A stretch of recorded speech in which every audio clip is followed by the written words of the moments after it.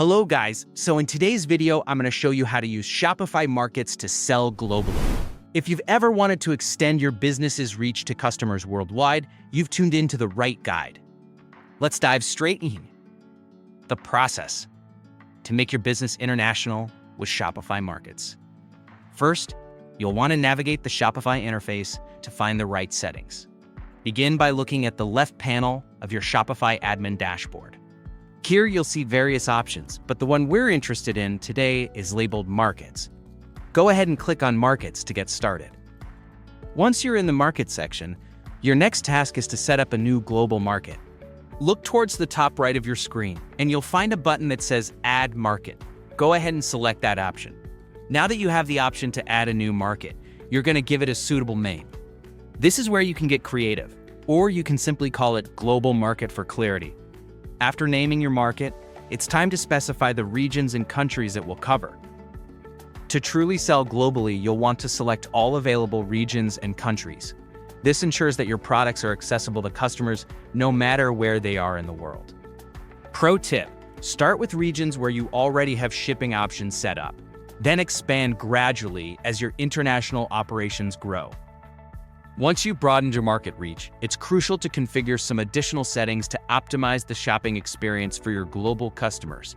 You'll start by choosing the currency in which you want your prices to be displayed. This is essential for helping your customers understand pricing in their local context. Remember, displaying prices in the local currency can significantly increase trust and conversion rates. Following currency options, you will manage your catalog settings to ensure that all your products are available in this new global market configuration.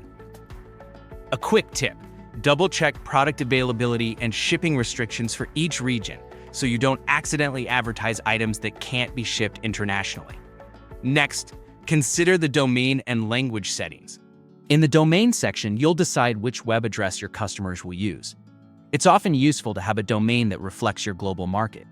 For language settings, you want to make sure you're using languages that accommodate your new target areas.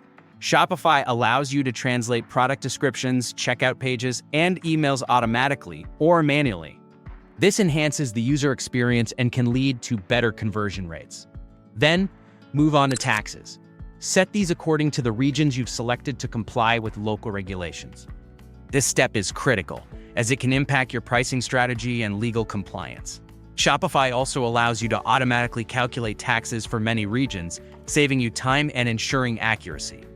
Lastly, choose a theme that maintains a strong brand presence yet appeals to an international audience.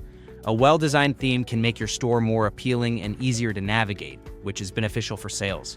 Consider testing your site on different devices to make sure it looks great globally, from desktop computers to mobile phones.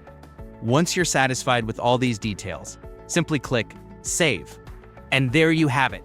Your Shopify store is now set up to sell internationally, opening doors to new markets and countless new customers around the world.